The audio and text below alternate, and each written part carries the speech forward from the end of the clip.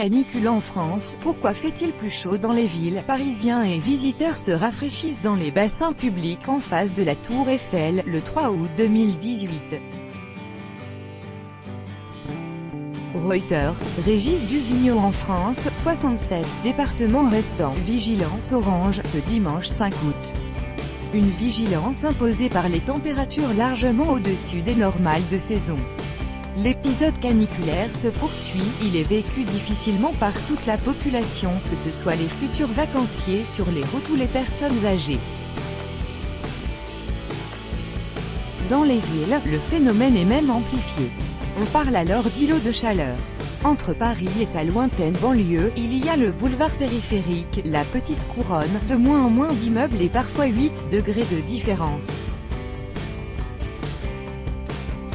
C'est un microclimat à l'intérieur de la ville qui commence la nuit pour deux raisons. Déjà le tissu urbain est plus dense.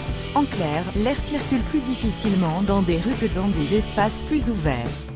Les artères des centres-villes gardent donc plus longtemps la chaleur. La deuxième cause de cette inertie tient aux matériaux utilisés en construction et pour la voirie. Pendant la journée, le bitume, le béton, se comportent comme des accumulateurs de chaleur.